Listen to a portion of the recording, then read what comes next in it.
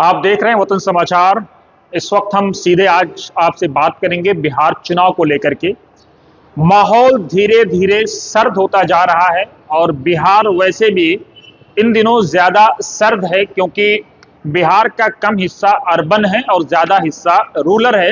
ये बिहार का सौभाग्य भी है और बिहार के लिए अच्छा भी है क्योंकि जब शहरों में पॉल्यूशन ज्यादा होता जा रहा है, ऐसे में जो है ये जरूरी है कि हमारा ज्यादा से ज्यादा एरिया ग्रीन हो, हम ग्रीनरी की बात करें। लेकिन इन सारी चीजों के बीच में आज सीधे बिहार चुनाव की चर्चा। बिहार चुनाव में सबने अपना अपना सर्वे दे दिया। सब इस बात को लेकर के कह रहे हैं कि कौन जीतेगा कौन हारेगा।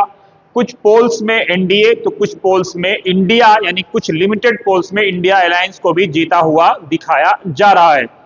मैं आज आपसे यह कह रहा हूं कि सरकार ना तो इंडिया अलायंस की बनने जा रही है और ना इंडिया अलायंस की बनने जा रही है।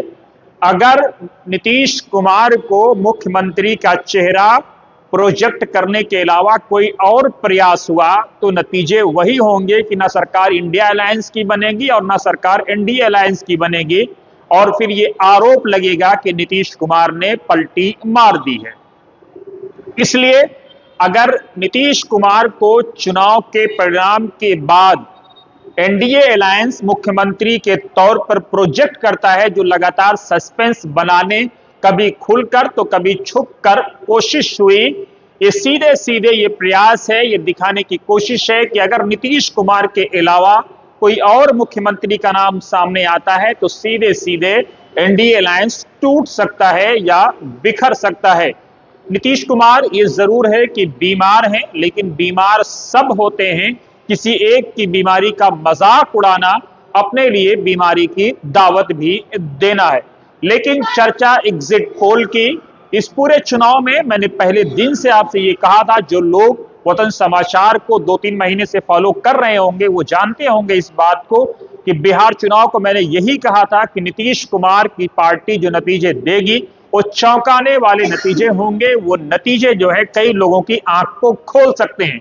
आज सारे पोल्स, चाहे वो पोल ऑफ पोल्स हो, चाहे वो एग्जिट पोल्स हो, चाहे वो एग्जैक्ट पोल, कल को आएगा जिसमें ये बात दिखाया जा रहा है कि एग्जैक्ट पोल में नीतीश कुमार को सबसे ज्यादा प्रॉफिट में दिखाया जा रहा है।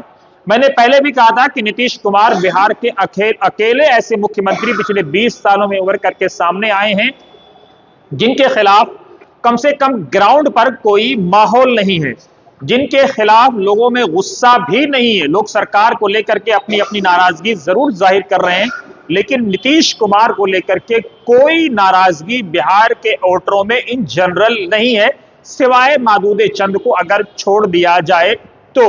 नीतीश कुमार के ताल्लुक से यह भी कहा जाता है कि महिलाओं को लेकर के उन्होंने बिहार में जो किया है वो आजादी के बाद से आज तक नहीं हुआ।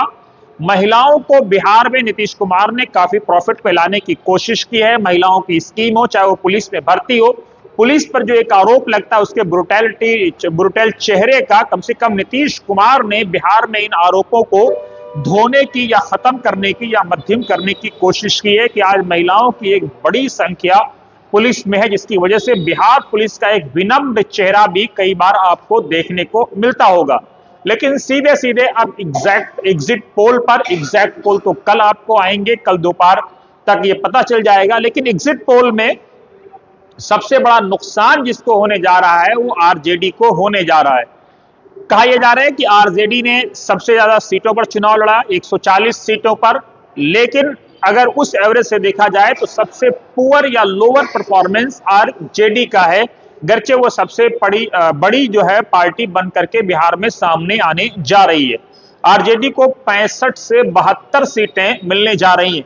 इस बीच हम अपने दर्शकों को यह बता दें कि 2015 में जब सब ये लोग कह रहे थे, पूरा का पूरा नेशनल मीडिया इस बात को प्रोपेगेट करने में लगा हुआ था कि बिहार में सरकार इंडिया की नहीं बनेगी, या उस वक्त इंडिया नहीं था बल्कि यूपीए था, लेकिन जो है वहां पर एनडीए की सरकार बनने जा रही है। तब हमने जो सर्वे दिया था वो सर्वे देश के तमाम बेशतर बड़े नेता इस बात को जानते हैं, या उन नेताओं से जुड़े हुए लोग या जो लोग वतन समाचार को फेसबुक पे फॉलो करते हैं वो जानते हैं कि एक दो सीट को अगर छोड़ दिया जाए तो वो एग्जिट पोल एग्जैक्ट पोल में बदल करके सामने आया था। यही हमने आपको दिया था हरियाणा के चुनाव में, यही हमने आपको दिया था 2017 के यूपी के चुनाव में।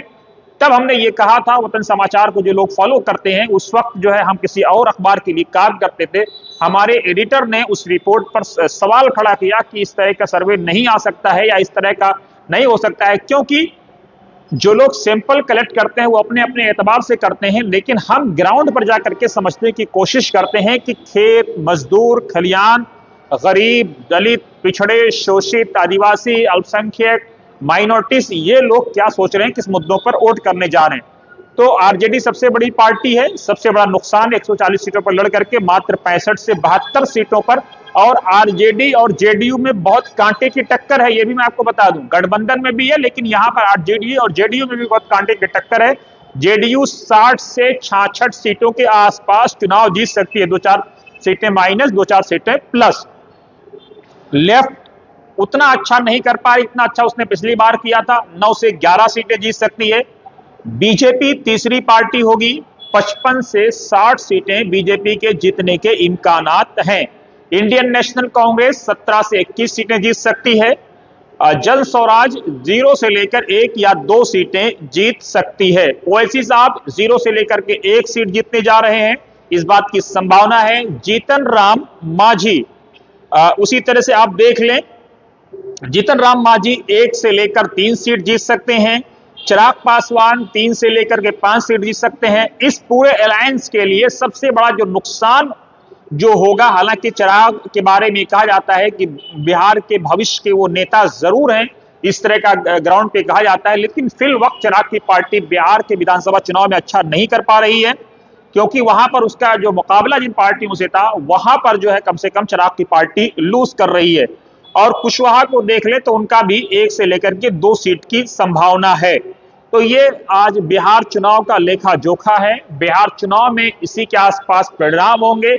मैं फिर कह रहा हूं, मैंने पहले भी कहा था, चाहे ये गठबंधन हो, इंडिया अलायंस या इंडिया अलायंस, अगर नीतीश कुमार को मुख्यमंत्री नहीं माना गया तो सरकार किसी की बनने नहीं जा रही है।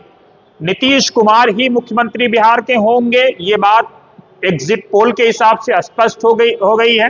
वतन समाचार ने भी जो ग्राउंड पे देखा है उसके हिसाब से भी ये बात स्पष्ट हो गई है। महिलाओं ने बम्पर वोट किया है नीतीश कुमार को, विशेषकर उनकी पार्टी को, ये बात भी स्पष्ट हो गई है।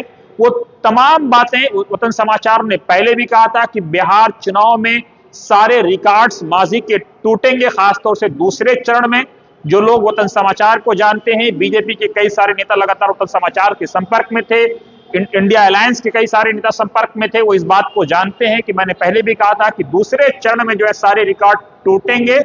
और इसका सबसे बड़ा असर यह है कि SIR स्पेशल इंटेंसिव रिवीजन के कारण बिहार में इतनी बम्पर वोटिंग हुई है। बहुत सारे लोग अलग अलग कारण बता रहे हैं, लेकिन SIR के कारण ये बम्पर वोटिंग हुई है।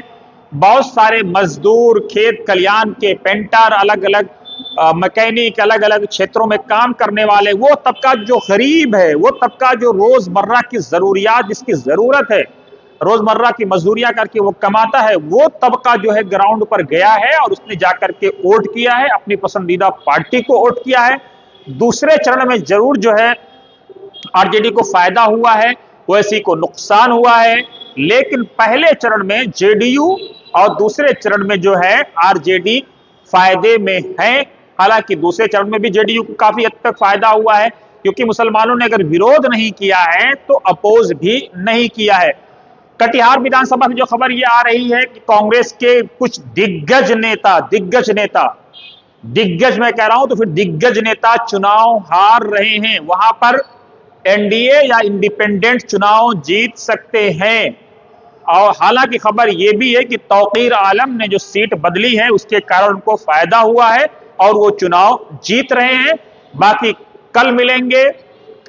अफसोस ये है, दुख ये है, तकलीफ ये है कि इस वक्त मैं दिल्ली में नहीं हूं, वरना और बेहतरीन तरीके से एक एक चीज आपको बता सकता था। इस वक्त जमीन पर संघर्ष कर रहे हैं। संघर्ष के इस पथ में आप हमारे साथ दीजिए, हमारे साथी बनिए और बने रहिए वतन समाचार के साथ।